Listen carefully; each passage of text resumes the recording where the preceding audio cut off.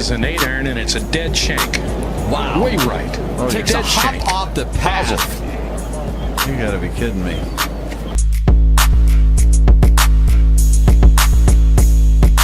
Very tough pitch shot right here. You gotta hit it into the hill, one hop up and bite, and it's in. Kind of like that.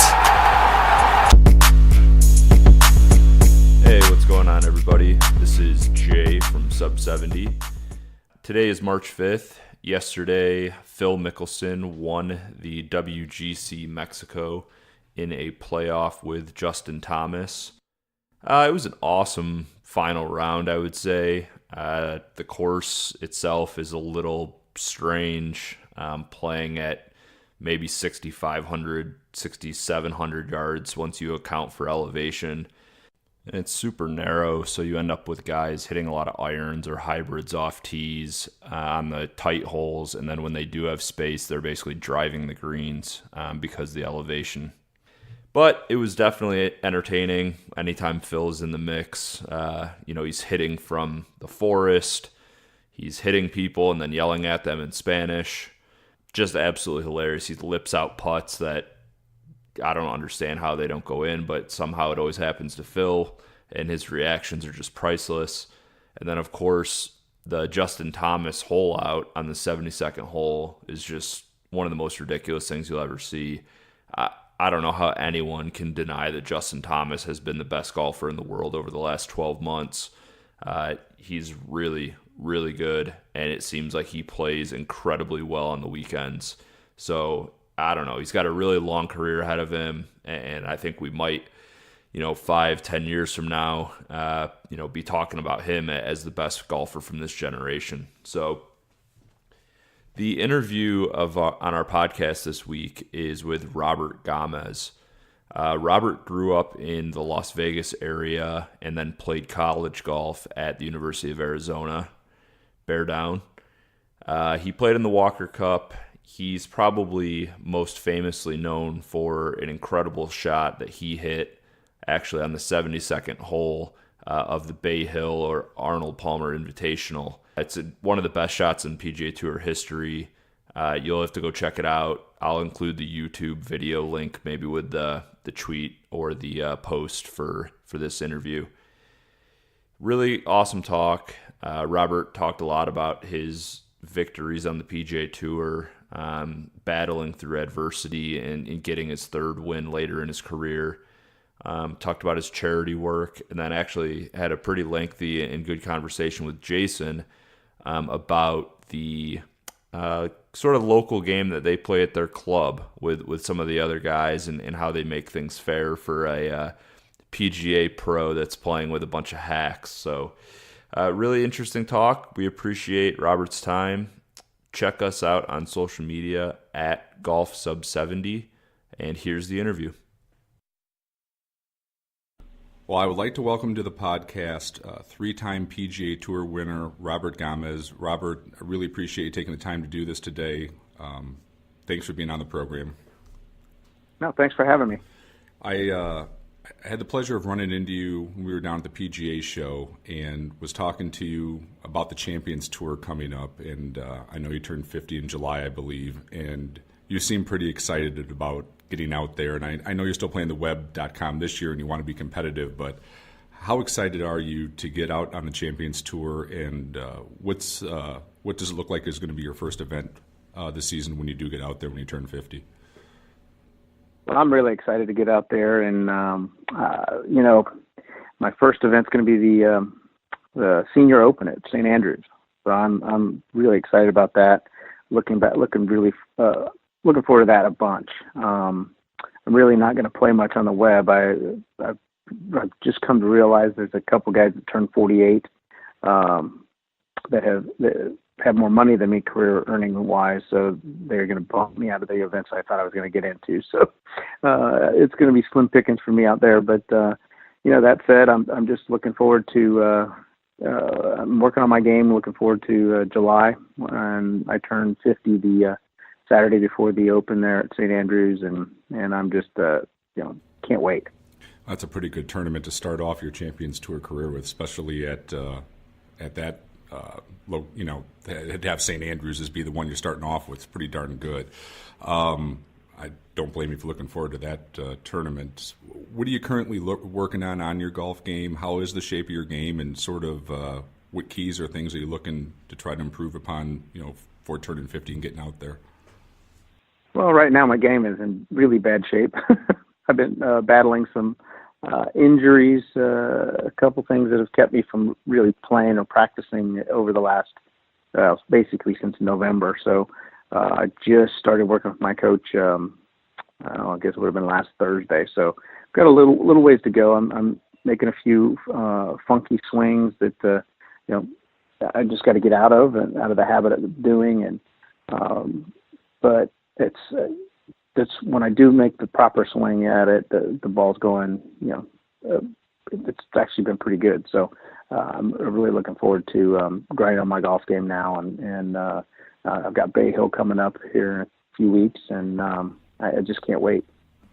When you started playing, I know you grew up in Las Vegas, and when you started playing golf as a kid, who introduced you to the game, and how did you sort of get involved with it? And if you can kind of talk how you got started with it, essentially. Well, yeah, growing up in Las Vegas, I played, obviously, I played all the sports as a kid. And then at age 2, my dad was, he had the job of babysitting me one day, and it was a Saturday, I believe, and he wanted to hit some golf balls. So we had this little Arnold Palmer range right by my house, and he went to the range, took me, and next thing you know, I guess I picked up one of his clubs and started hitting a few balls. Obviously, they didn't go very far because I was swinging at it with his clubs. And next thing you know, he cut down a club for me, and there are pictures of me swinging and hitting golf balls in our backyard at age 2. So, and that's how I got started. He got me lessons right away, which was probably the smartest thing I could have done. It's the best thing to do, especially when you've got people just taking up the game, is to actually get them lessons and start from scratch. In what age did you start showing the potential that you were going to be playing D1 college type golf, and then did you start playing golf exclusively at a certain age, or did you always play the other sports all the way through middle school and high school? No, I got my first set of golf clubs when I was 5. My first full junior set of golf clubs. They had the junior sets with the driver, I guess it was a 5-wood, and then you had your 3 irons, that kind of thing, or 4 irons. I had the same set, yeah. Yeah. All kids back then, back when we were growing up, had those kind of clubs. Nowadays they're full sets, but so I had my first set when I was 5, and I just took to it apparently, and I played all the other sports until I was about 12. I played soccer. I played 1 year of football and really hated that. I didn't like getting up at 4:30 in the morning trying to put on those pads and get to games. But I'll tell you what, I just love golf. And summertime I'd play baseball, and I'd go to the golf course with my mom and early in the mornings, and just stayed there when I didn't have baseball games. And at age 12, I was kind of, my baseball coach actually made me quit baseball and just stuck with golf. I was always at that age, because since my birthday is in July, I was always at the age I played with the older kids. So when I was 11, I made the all-star team, and we didn't make it very far, but so I was a pretty decent second baseman and pitcher. Come to turning 12 and going up to the older league, or the next age division, my coach always told us we have to show up to games and show up to practice and show up to games, and otherwise you don't play. So I always showed up. Sometimes I'd be late because of golf, little tournaments I was playing in or whatever. And at one point I just wasn't playing any baseball at all, and there were kids that ended up. Some kids wouldn't show up to practice and they'd still play. So it just kind of got me out of the wanting to play baseball, and just stuck with golf. And at what point in your high school career did the D1 colleges start coming? Then how did you make your decision to go to Arizona? Well, I don't know. I showed some potential in junior golf. Really, I played pretty well, especially around Las Vegas, and then I went played the Junior Orange Bowl tournament, so some coaches were looking at me then. So, I mean, I think probably, I don't know, I shot my first round in the 60s when I was 12. So that's when I really realized thought I could do something in the sport.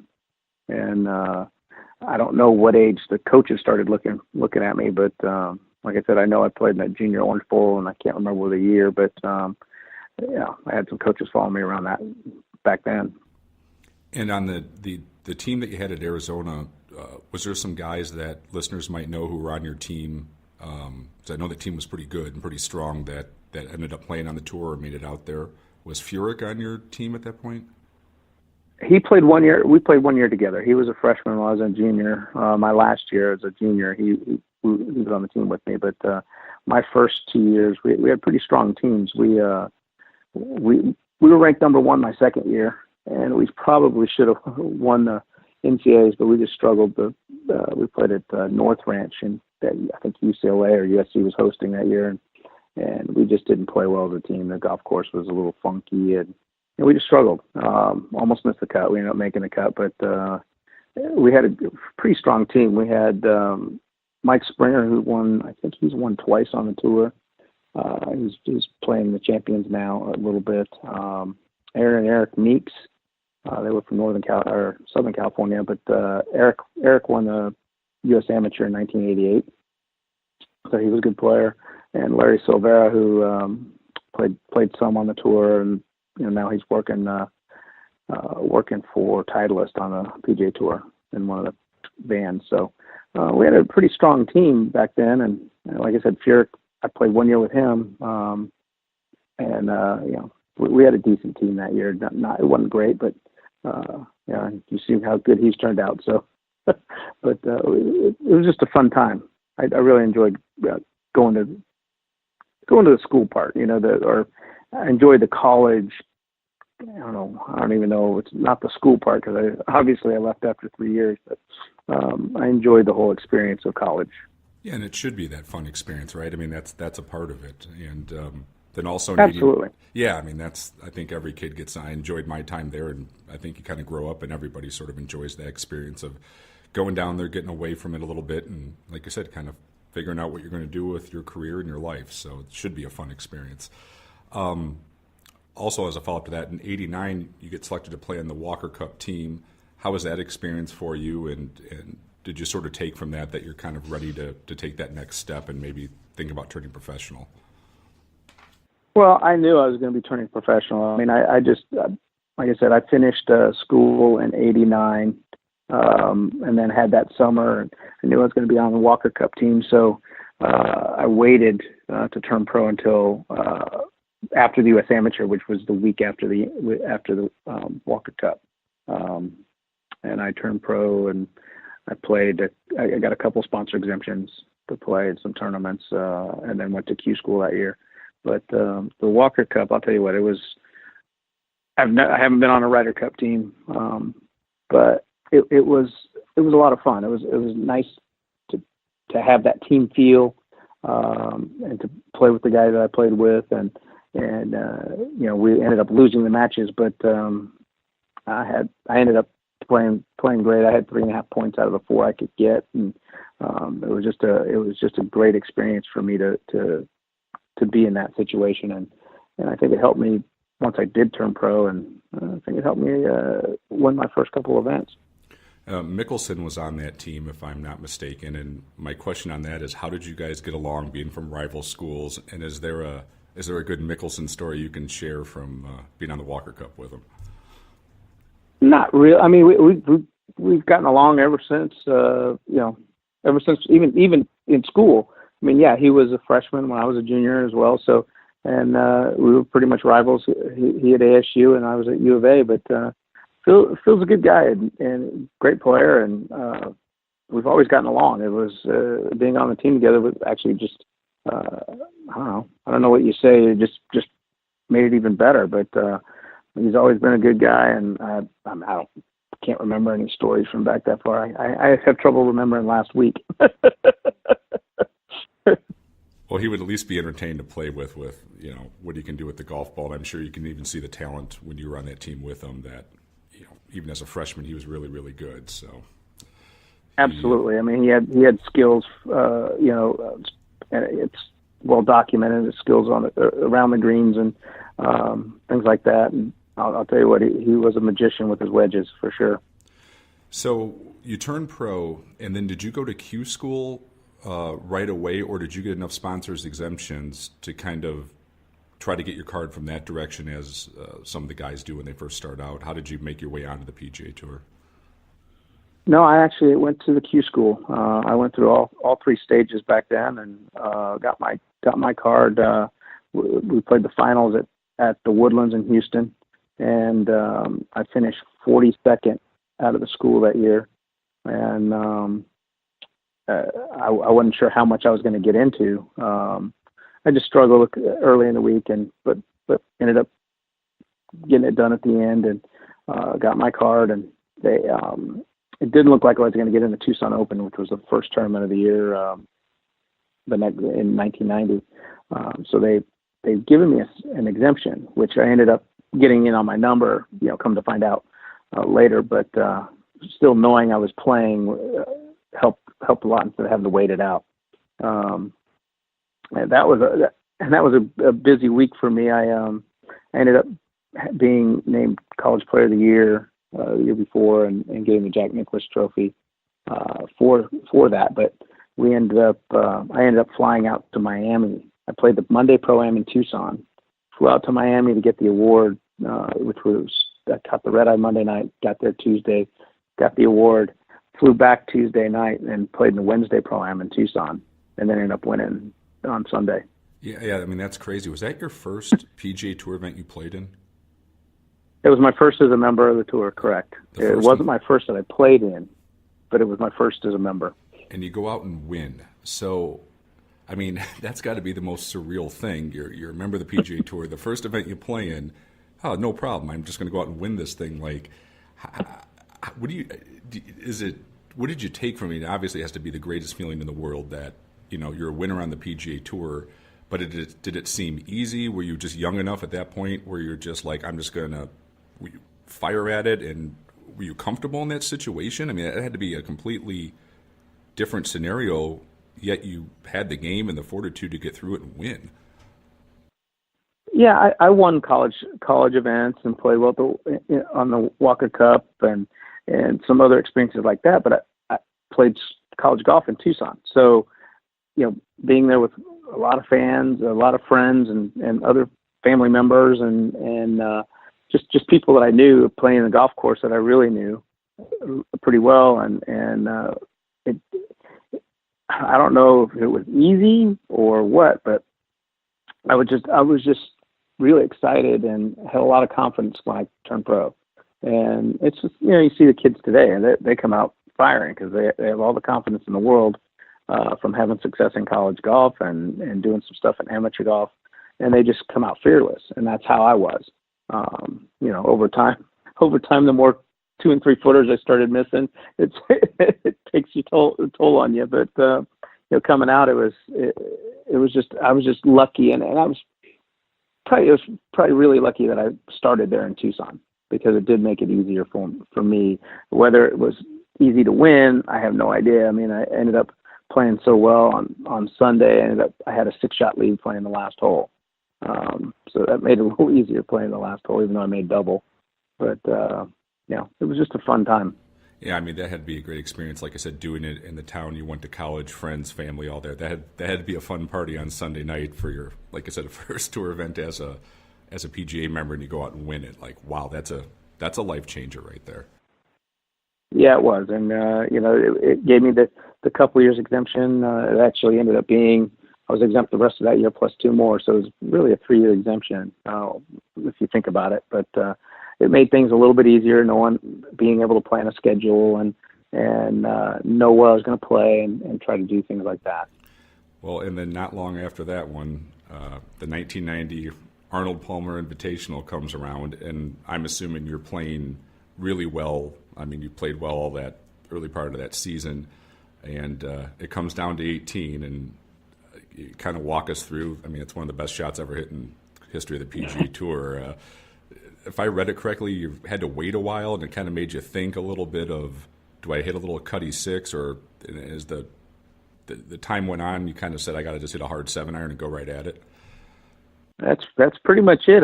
My normal shot was a little fade, so I was used to playing that shot. Take a little bit more club and hit my little cut in there. Pin was back right.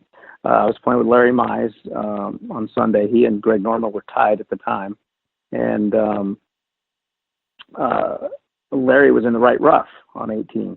So he was taking a long time to figure out what he wanted to do with his shot and how he wanted to play it, because he's a tough situation, tied for the lead, and chance to win, and he's trying to figure out any way he can to make par. So I'm right down the right center of the fairway, and I got 176 yards.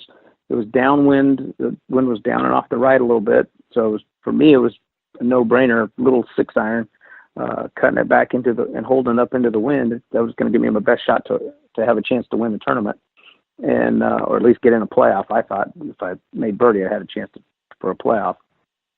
And so the more I sat there, the more I had to wait for him to go ahead and hit his shot, the more nervous I got, looking at all the fans in the crowd and, up there in the bleachers. And it just was, I get nerve wracking. So anytime I've ever been nervous, I always just try to hit it hard. So I said, well, let me just do something I'm not comfortable doing, is hitting a draw, even though when I know I'm swinging at it well, it's not that difficult a shot for me when I'm playing well.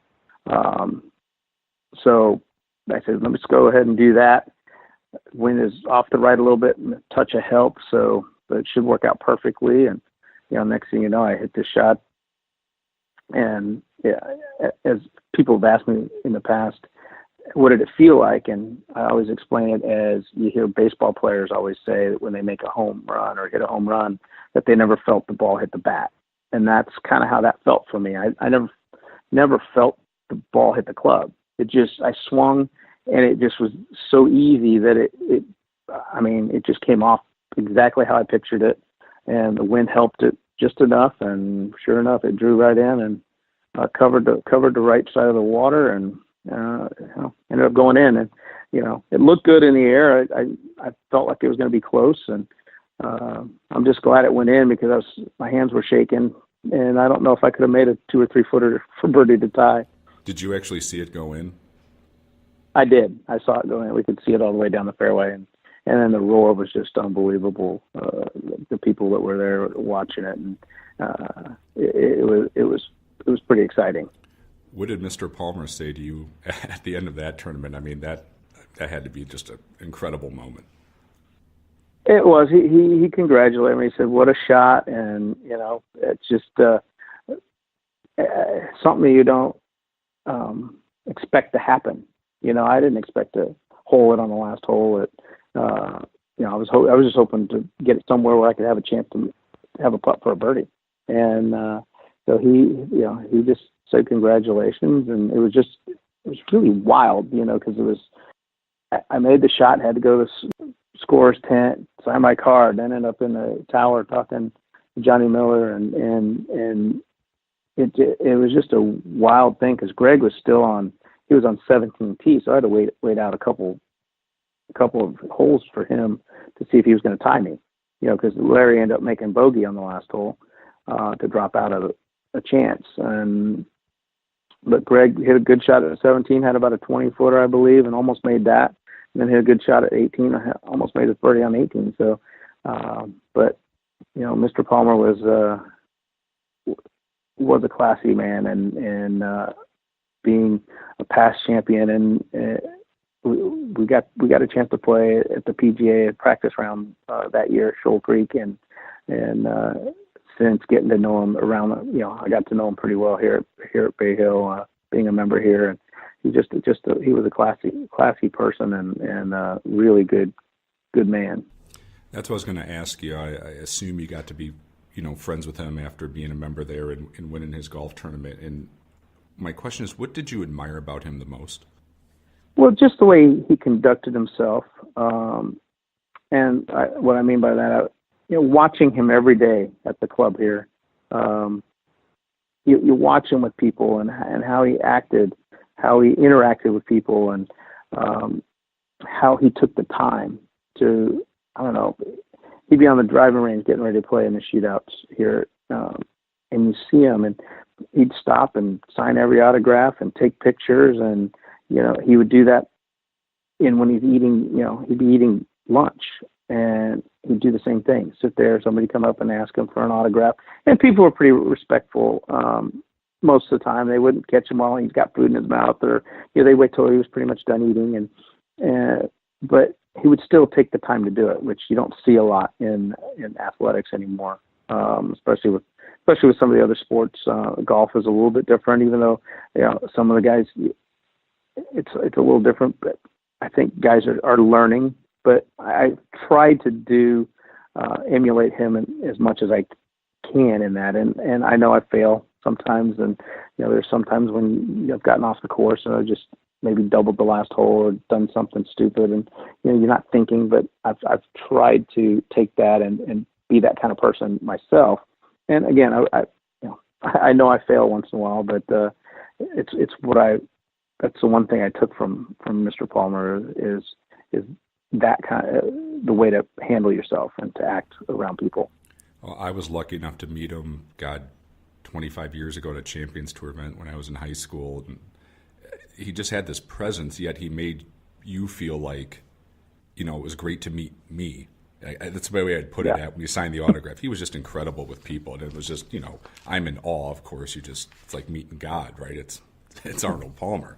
But he was, still I remember that to today of like, he felt like that 30 seconds we had it wasn't a burden to him. He was happy to do it, and he just had this aura. It was fantastic to meet the man. It was really, really cool. Yeah, he really is. He really is that way. And even down in the locker room after the shootouts, you sit there and everybody's figuring out the cards, and they're figuring out who won the game and all that. And he's just down there. He would just be down there having a drink and give you that little thumbs up once in a while that he had, and a little wink here and there, and just that he did something good, or just he was almost glad that he knew you, kind of thing, and that it was special. Yeah, it was. He had the magic touch, that's for sure. Well, with your career now, you're got 2 wins early in your career. You're trending the right way, and now you get to play in all the majors. So my question is, of the majors that you played in, what was your favorite, and why was it your favorite, and what made it so special? Well, going back to go to that, my first major was not my first. Obviously, I played the Masters that year, and then the U.S. Open. But my favorite that I've ever played in was the British Open, and it was my rookie year, and I ended up playing at St. Andrews, which makes this year's Open Championship, the Senior Open, so special for me, because I played my first regular Open Championship at St. Andrews, and just being over there as a rookie, as a kid, and home of golf kind of thing, and it just was just a special place. And I had such a great time being over there. I ended up I played well, finished 12th in the tournament. So, that was another, great thing, being over there and playing that type of golf, because that, to me, that is golf.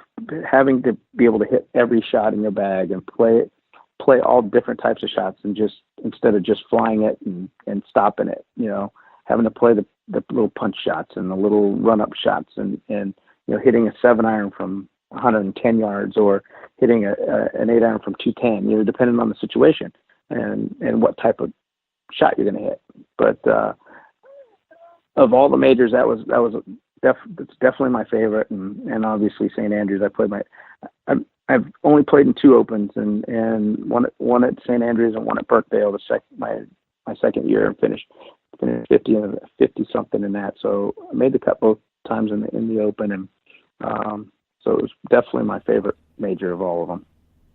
I could understand. It's my favorite one to watch as well, and the history of it, and I love playing links golf. So I hear where you're coming from on what you have to do to get the ball, and how the wind makes everything change, and it's never the same golf course twice. It's It's just a brilliant way the Scots came up with playing the game. It truly is. My next question is, next 7 years after your victories, some solid golf, but also not winning again for a while. So looking back at that 7 years after you won, you had some good consistent finishes, but you didn't win. Were you overall satisfied with sort of what you did in that period of time in your 20s on tour past those victories, looking back at it now? Well, you know, it was a learning experience for me. I was a kid from Vegas, and you know, I didn't have the country club life. I didn't have a lot of things that some of the kids these days, you know, the opportunities they had. But overall, I mean, was I happy with my career? Probably not. I felt like I should have done better. The one thing that held me back was my putting. I was always an inconsistent type of putter. You know, whether it be, well, for the most part, it was just my stroke just wasn't the best, no matter how much I worked on it. And then I'd miss a putt here and there, and then I'd get frustrated, and you know, my temper got me a little bit. You know, another thing, I didn't work hard enough during my career. I slacked off a little bit, and you know, partied maybe just a little bit too hard, and just had fun. I mean, which every 20-something kid does, and so that was part of it. It was probably the main reason why I didn't have as much success as I probably should have. But overall, I mean, I was happy with my experience as a PGA Tour player. Not happy with not winning as much as I felt like I should have. But happy with overall being out there and staying. You know, I stayed in the top 125, and I still had kept my card, and you know, things like that. Yeah, I felt like I should have had more wins, but I just didn't. And you know, that was that. I learned a lot from it, because it taught. When I didn't have a chance to win, I gave up, and I didn't grind it out. And you know, back then the money wasn't that big like it is now, especially. And so if I was going to be right there having a chance to make the cut, or and you know, not make very much, or just enjoy my weekend, I would just kind of not try. I guess would be it. Nowadays, you know, you make the cut, you still got a chance to do something, and I've learned a lot about that, because there have been times when I did struggle the first couple of days, and then all of a sudden something clicked and ended up having a good finish. I can, being in my 20s myself, I can understand where you're out on tour and you're going to have a good time with it. In my 20s, I would have probably done the same thing. And then in 98, you have a really serious car accident. And what did that take out of you physically? And were you ever quite the same physically after that car accident? It took a long time for me to get back to where I felt to be able to hit the ball and do the things I could do before the accident. I hurt my hand, my right hand, my neck, and my back. I had a bruised liver, a bruised spleen. I was in the hospital for about 7 days, I guess, up there in Maryland. And again, it took me a long time to get back. With the injuries that I did sustain, you know, the hand injury especially, I struggled trusting the fact that I could make a golf swing and it wasn't going to hurt. And so it took a while to get there. And you know, I thought I was fooling myself. I thought I could come back and play right away. And so I didn't take a medical, and I probably should have, and just rehabbed it. And that probably hurt me more than anything, just because I don't know, playing hurt. You know, just I lost more confidence because of that than anything, and lost that ability to know that I was going to be okay at some point. You know what I mean? It's really hard to explain, but knowing, you know, when you're healthy and you're out there playing and you struggle a little bit, you know, you can come back from it. But when you're struggling health-wise or physically, it's so tough, because you don't know if you're ever going to get back, because you don't know when the pain's going to go away. And that kind of coincides with when you started playing really well again. Then if you look at like 2002 to 2004, your game starts really getting back in top level. And then we go to 2005 and you pick up your third PGA Tour victory at the Texas Open, shooting a 64 in the final round. I mean, that had to be so satisfying after that period of time.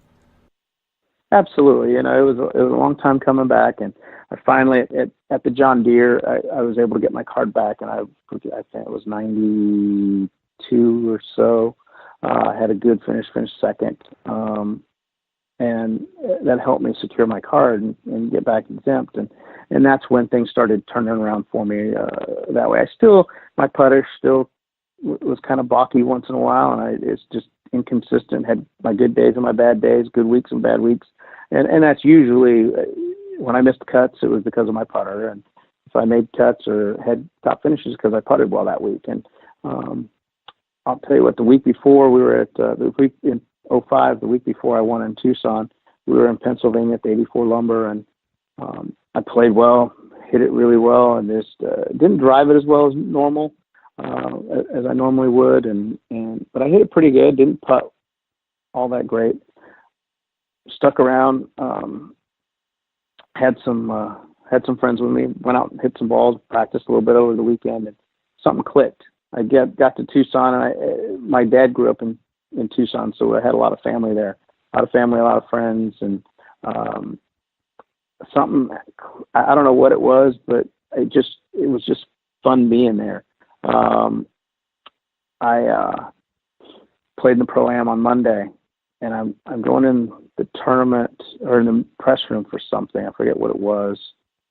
And as I go in there, they had the trophy, and somebody asked me if I wanted to hold the trophy, and it just, I don't know what made me do it, but I said, I'll just grab it on Sunday. And, I don't know what made me say that at all. It just, that was something I said, and sure enough, come Sunday, I'm holding that trophy. I just played really well all week. I putted great. I made all the clutch putts I should have. I hit it unbelievably well. I had some good scores all week, and it's just a fun place for me to be with all my family, all my friends, and aunts and uncles, and that kind of thing. It was just a great week and a great time for me to come back and win my third event after such a long time in between. Yeah, I think you still have the record, right? It's 394 events played in between victories. Like, just as a golf fan, I give you so much credit for the perseverance that took to do it, and still realize like you have the talent to do it and the desire to do it. And it was a great story when you won that. It still is now to have that gap, and still after everything you've been through to get back on top again. It's a cool story. Thanks. Yeah, it was 15 years and so many days, and there's a stat. I don't know exactly what it is off the top of my head, but yeah, I mean, and it was more about perseverance than anything, I think, for me, because I just kept at it. I knew I enjoy playing golf, and I enjoy playing competitive golf. It's frustrating when you're not competitive, and like the last few years, I had, the last few years have been tough, trying to get back, but I just am so looking forward to the Champions Tour, to be able to compete again. Playing the web.com has been kind of an eye-opening experience for me, because these kids, like I said earlier, the kids are fearless, and they're taught differently. They're taught differently, I think, than I was taught growing up, because when I was growing up, I was taught keeping the ball in play was pretty, important. We had higher rough, a little bit higher rough sometimes, and the greens were a lot firmer back, I feel like when I was coming up. And nowadays, I mean, the courses just get longer, and, they're in better shape. I mean, they've done a lot with getting golf courses in shape, so they're a lot more receptive to shots. The roughs, there are certain weeks the roughs are pretty bad, but overall, there's you guys can play out of it. They hit it so far off the tee, they fly it a long way, and they can take advantage from the rough. Which I've never been a long ball hitter, but I've always had kind of a shallow swing plane, so I've always struggled hitting the ball out of the rough, and nowadays they're just taught better. They're just taught how to hit it out of the rough, and they're taught because that's where these kids hit it most of the time. But they're 300 yards into the rough instead of 250. Well, I was talking to Sean McKeel about this. I just turned 45 years old. I'm not that far behind you, and we were I was taught to hit a little low running hook. But, I started off, probably like you did, with a little wooden-headed club and a blotted ball that spun like crazy. So I was never taught swing out of your shoes at it than hit a lob wedge from 120 yards. It's just a different game. I think the equipment's had a lot to do with that, too, with some of these younger kids have never grown up where the sweet spot was the size of a dime on these things and a ball that really spun. So it's, it's a different, my kids will be taught different than the way I was taught. The game has changed. The equipment's changed. I think that's a lot of it. Absolutely. And that is a lot of it. Like you said, they're just taught to swing hard. I mean, because the sweet spots are bigger. They're, and again, equipment has had a lot to do with that. But I mean, it's a good thing and a bad thing. I mean, you get these golf courses now and these designers, which they're just making long, in my opinion. They're not putting a premium on I don't know, accuracy. And some of these courses they build, how do the members play them? I mean, when they build them the way they build them, which to me that's not fun. I'll go out and play Bay Hill, and I like to play up, at least to be able to hit some shots instead of hitting long irons and fairway woods into par fours. For me, I like to play a little bit up sometimes, and it's just fun. But some of the golf courses now, they put a lot of 490 par fours and 500-yard par fours, and that's not fun for membership, in my opinion. Well, or even some of the public courses they built. I mean, there's a whole nother subject matter of the debate of golf. Of a lot of these courses they built in the 90s and early 2000s. If you're a 15 handicap, would be the worst 6 hours you could ever spend. I mean, they're forced carries and golf. I think a lot of these courses that they build for membership should be based upon more. They're building it for the members, and you got to have courses for PGA Tour players because you couldn't put them on my home course. They would shoot 30 under par in 4 rounds, but 99% of the people don't play golf like that. So that's a whole nother, and I'm with you on some of the way they made these golf courses, how difficult they could be. If you were a member, it'd be brutal, or you have to have a membership at another course to take your family to. Yeah, exactly. Well, I also know you've given a lot of time to charity and with the Boys and Girls Club. So what has that meant to you? And it's got to be a great feeling, and I'm assuming you get a lot out of it as well for helping those kids out and doing what you're doing with it. Well, yeah, I've been doing charity work since I started playing the tour, and I've had, let's see now, I did 10 events in Las Vegas when I lived there, and I've had different charities every time I've done one, and in Vegas it was the Ronald McDonald House Charities with the Ronald McDonald House we had in Vegas, and then St. Jude Ranch for Children. They took abused and neglected children and took them in and took care of them and really made them really good people. Then obviously here with Ron McDonald, with Boys and Girls Club, we've given them a lot of support. The clubs in Lake and Sumter County. I just believe in giving back, and that's probably the best thing that my career has been able to do for me is to be able to give back. And yes, do I want to play well for myself and for I don't know, to have a better life for myself? Absolutely I do. But when you play well, you got more people, I don't know, willing to help you with your causes, I guess. I don't know. And I think that's the most important thing is when I play well, I have the people there that can help support, the charities and doing the stuff that I'm trying to do to help give back. And I was a Boys and Girls Club kid in Las Vegas, which is the main reason why we chose them as one of our charities to support.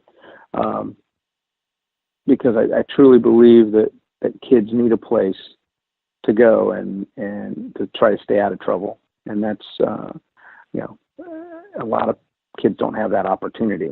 And I was fortunate enough to be able to do that. Yes, my golf kept me out of a lot of trouble, but in summertime when there weren't any tournaments or anything to do, before I really got big into golf, I mean, my brother and I could have gotten into trouble. Kids in Las Vegas, yeah, we lived away from the Strip, but there's always ways to get in trouble, and I'm just glad we had a place to go. And but I've just totally believe in giving back, and that's the biggest thing that being a professional golfer and doing what I do, I'm able to do, and to be able to help other guys and help them with their charity causes and different things that they're doing. And, I try to do as much of it as possible. That's awesome. Yeah, keep up the good work with that stuff. It's got to be, like I said, a great feeling to help out. My next questions are going to be kind of on the lighter side. So we kind of ask all the tour players we're fortunate enough to get on the podcast a lot of these same questions, and their answers are pretty interesting. But I haven't asked this one before, and it just kind of hit me to ask about it. So if you're playing at your home club, let's say it's Bay Hill, and you're playing against amateur golfers, do they normally want to give you too many shots thinking you're obviously that much better, or out of ego do they want to see how close they can get to Robert Gamez, and they're only going to give you 3 aside and then you clobber them? Like, all the years of playing with amateurs in your home money game, is it too few shots or too many from their standpoint, you mean from the that, amateurs? You mean that I'm giving them? Yes, exactly. Yeah, right. Did they beg you for way more than they should be getting, or does the ego kick in and say, no, I can give me 2 aside, I can still compete with you? Like, what trend line does that normally happen with a tour player and an amateur? Well, where I play mostly at Orange Tree, and we actually our game is a scratch game. We don't play with handicaps. We have high handicap players that play in it, but it's a 2 best ball of the 4 or 5-some, and the captains go in a picking room and pick their teams, A, B, C, D, and we play 2 best balls. The 2 balls that count have to be hold every hole, and again, I'll be an A player, obviously, and but I'm playing with guys that are shooting 90s on my team, and it gets away from the handicap thing. And I'll get back to that in a second. But in my opinion, for me, and why I enjoy this game that we play, is that it makes my balls counting almost every hole. So it makes me grind. And Orange Tree is probably, in my opinion, it's definitely one of the best golf courses here in Central Florida, in Orlando, in my opinion. It's not the Isleworths, it's not the Lake Nonas, it's not Bay Hill, and they're well-known golf courses, and they're always in great shape. Orange Tree is a little tight, 7,000-yard golf course, but the greens are good. There's OB or water on every hole, and close on every hole. I mean, you can miss hit a drive, 10 yards, and you're out of bounds. So you have to play well. It's a golf course that I got introduced to about probably 10 years ago. And I'll tell you what, I enjoy it because it plays differently every day, because depending on the wind and where the pin positions are, the game that we're playing in, that kind of thing. Payne Stewart used to play there when he was getting ready for majors, and he would go and if he could hit driver every hole and keep it in play, he knew he was ready to play in a major. So that, that's the type of golf course I play, and that's the game that I play in. So again, we don't use handicaps. Going back to the handicap thing, I have gone places and played with guys, and yeah, I'll play with an amateur, and I'll usually try to give them more shots myself, just because it makes me grind a little bit more. I don't want to play a guy that, you know, is easy for me to beat. I'd rather give them a shot extra or 2 shots extra and make me grind a little bit more, yeah, to have to beat them. A good buddy of mine in Las Vegas, Brady Expert, he's one of the best. He was one of the best amateurs in the country back, and he's one of the best senior amateurs in the country. And he's just a wonderful guy and a really good golfer. And we would play back and forth. He was my best friend growing up. He's 60 something now, but we would play amateur golf against each other. And when I was still living in Las Vegas, we would play a game, and he was a +1 handicap or +2 or something like that, and I was a +4. But I'd give him 2 half shots aside, basically 1 shot aside. But we mixed it up where it was only 2 half shots, because you tie a hole, it's not a tie, so it would make me play a little bit harder, and that's what we did. And I would always give a guy a shot or 2 more just to make me grind it out and grind a little more. And again, that goes back to the game I play in now, where my score is counting almost every hole, because I'm playing with guys. My B player is usually a guy who's shooting 82 or 83. That's his average, because we keep all the scoring averages for the last 20 rounds. We don't use the GIN handicap at the club, but we have our own. It's called the scratch game, and we have our own rules and we have our own everything, and keep our own stats. So we keep their scoring averages, and as a captain, we start with the weaker captains and go down. We have a bunch of mini tour players and some other pros that play in our game, and the pros always pick last behind the amateurs, and we pick down, and then we go back up. So I'll get the worst B, one of the worst Bs, one of the worst Cs, and then one of the better Ds. So again, my B player is an 82 to 84 shooter, and my C player is an 86 to 87 shooter, and my D players are usually shooting in the 90s, or high 80s, low 90s. So my scores count almost every hole, which makes me grind, and I think it makes my game better because of it. Sounds like a fun money game to play in, and actually sounds pretty fair versus, because if you're playing to a 0, you're not a 0, you're probably a +4. But I could see by having to take the higher B's, C's, and D's, how it balances out. That's a cool game. Very cool. Yeah, it really is. And again, we keep all our stats. We keep birdie averages for every player, even the higher handicapper. I mean, even the higher scoring averages. We have their birdie indexes. So how many rounds they play, by how many birdies they make, and we have a list. It's in the picking room every day that guys can look up what the guys have been shooting, how many birdies they're making, this and that, and guys can choose their teams to be that way. I'm a little different, because I don't choose a team that I probably don't choose the best players I could pick. There are certain guys I like to play with, so that's what makes it fun for me too, is that I get to play with the guys I like to play with. And a couple of my buddies are really good friends, and they're probably D players. They are D players, but I'll pick them as a C and a D just because I like to play with them. And I'll do that a lot. But we do keep the stats so that people can make choices like that. And it is just a fun game. Overall, I think the most you can lose any day is $35, or maybe $40 at the max. We play. It's a 2 best ball, like I said, per hole. We pay front 9, back 9 in total, and then we do team skins. We do greenies, and we'd have an individual optional $5 individual skin pot. So I mean, it turns out like I've played where I've had success, where I've swept the front, the back, and all day, or tied, and so you get to catch a little bit of everything.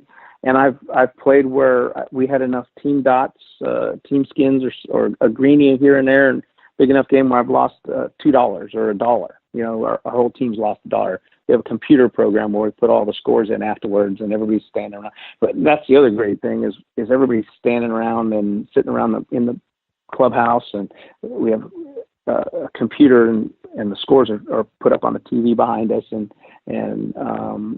it shoots out what you owe at the end. And I've been on actually the scratch game. We have a committee of 5 guys, and I've been on the committee now for 6 years, I guess, 5 or 6 years now, and I just enjoy it because it helps.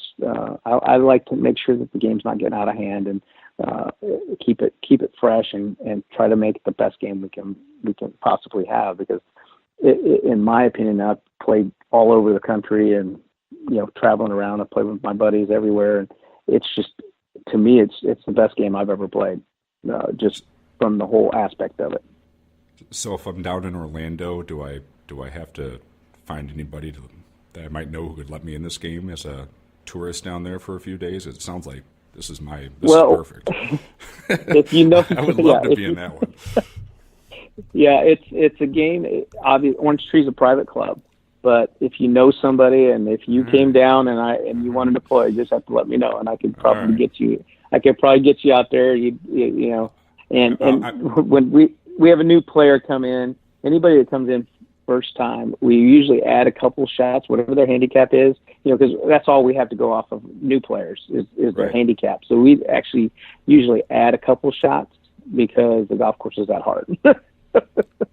I'm okay with losing money too, just to be involved in this game. I'm assuming I'm going to be the sucker if I go down there for that one, but it sounds like a blast. So next time in Orlando, you might see a text from me.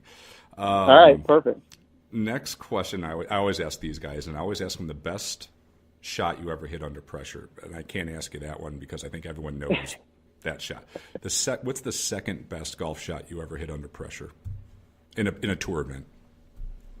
Oh, a tour event. I was going to go to the Walker Cup, but tour event. Let's see. Or it can be Walker Cup, a major event, not at your home club or something like that. So Walker Cup's perfectly fine. Well, I made a putt on the last hole. My last match, I made my singles match the second day, and I made about a 50-footer up the hill to win the match, and that was probably my next clutch shot. I'll go back even further. That's later on at Q School. I was right on the number at 3 over to get my card at the Woodlands, and 18 at the Woodlands is over water, and the second shot's over water, and tough hole, and I need to make par to have a chance.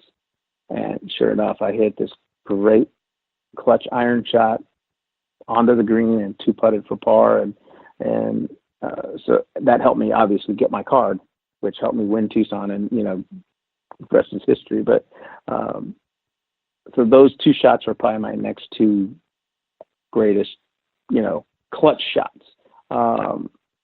Probably one of my second famous shots probably would be, I had a hole-in-one at Whistling Straits on 17 on Friday in the first time I held the PGA there. And I forget what year that was, but it was when Vijay Singh won.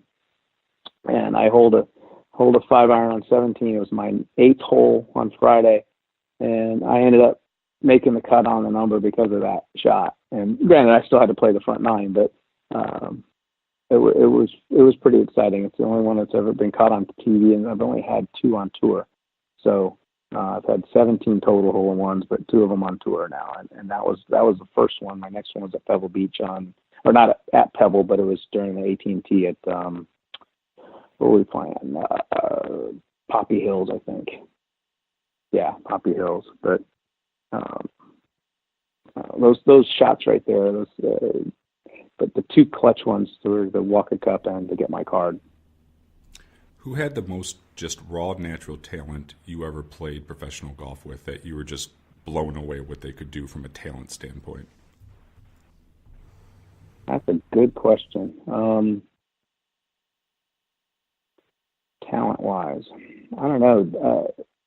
John Daly has a bunch of talent, and he's a guy that I think I don't know if he ever got any formal lessons. John and I have been really good friends for a long, long time, and probably since 91 or 2, and probably 92, I guess.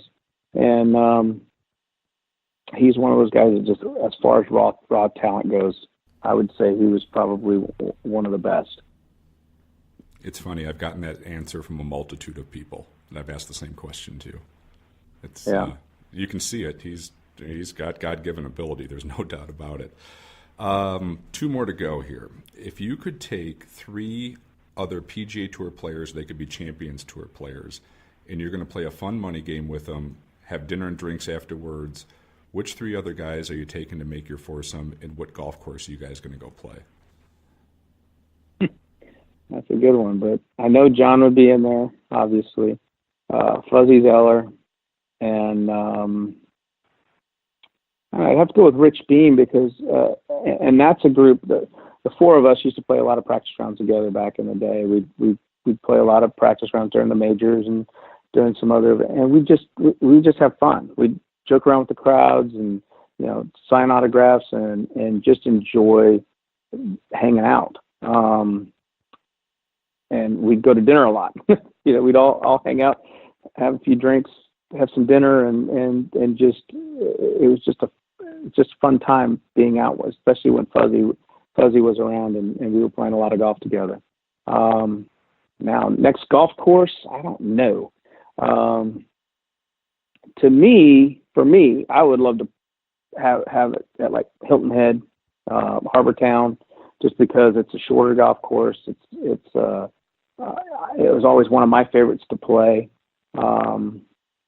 there, and I always loved playing Colonial because they weren't bombers golf courses. You had to drive the ball pretty straight, think around the golf course. You had to, you had to think about what side of the fairway you wanted to hit the ball on instead of just hitting it out there.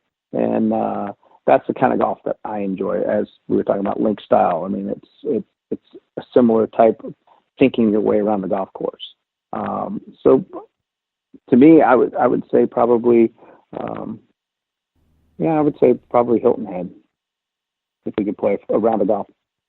With those 3 guys, you could have fun playing any golf course. I would pay money just to watch you 4 go at it for even 9 holes. Has got to be hilarious. So it's a great group. Yeah. It was always fun when we played. Like I said, when we played our practice rounds, we played a lot, and I mean, John would get somebody out and have them hit a shot or something. I mean, just anything could happen, and it was a lot of fun. Well, my final question for you, in your opinion, what's the 3 best golf courses in the world, and why are those 3 the best? What attributes do they have? If you could pick them anywhere in the world that you've played. Anywhere in the world I've played? That's a really good question. Obviously, St. Andrews is going to be in my number 1. And it's just the things we talked about, the link style and having to hit all the shots, not just get up there and rip it, having to think your way around it. Is Augusta on that list? For me, no. And don't get me wrong, I enjoyed playing the Masters the 2 times I played it. It's a drawers golf course, a right to left players course, which I hit it the opposite way. So it was always a struggle for me. And, it's also another one you have to putt well. And that was always a struggle for me. As far as beauty, I mean, it's probably the most beautiful golf course I've ever played, and most manicured and wonderful places in the world to be. But if you're just talking straight golf course, for me, no. Yep. Yeah, for me, no, just because of what I said. I mean, I can't play it as well because when I played the 2 years I played it, my rookie, 90 and 91, and I was a low fader of the golf ball, and it's a golf course you need to hit high draws on, and I just struggled. I couldn't turn it right to left on 13. I couldn't, on 8. I was always back 18 was perfect for me, but it was one of the few holes that went left to right. So, but again, it's a golf course that we all want to play on. We all want to be around. And obviously you want to be playing in the Masters because that means you had a successful year the year before. So, let's see. I always enjoyed playing Quail Hollow. That was a fun golf course. And obviously, I've always enjoyed, as I said earlier, playing Harbortown and Colonial. God, there's so many good golf courses that I've played that I enjoy playing. Have you had a chance I have to play played Pine Valley. I did play Pine Valley once, and it was fun. It was a good golf course to have a game on. I don't know if it's one that I would say is one of the greatest that I've played, but it's up there in the top 5 to 10 for sure. I'm just trying to think of any others out of the country because I haven't played. I played quite a bit in Japan. There weren't any golf courses there that I would think would be in the top, around the world. Royal Melbourne was pretty good. I enjoyed playing there. I've heard that's fantastic. I mean, just it was a good golf course where you just had to hit all the shots. I mean, you had to drive it well, hit a lot of good golf shots, iron shots, and think. It was another one you had to think around. So that would definitely be up there. I'm just giving you in my top 5 because I can't pick just 3. No, except St. Andrews is like number 1 for sure. Well, that's absolutely. I haven't played it yet, but I could understand why that would be at the top of your list. So, well, I definitely want to thank you so much for your time, and really looking forward to watching you get out on the Champions Tour. And what a great event for you to start off with at your favorite golf course. So, we will definitely be watching to see how you do. And like I said, man, I really, really appreciate your time in doing this, and best of luck. Thank you so much. Appreciate it.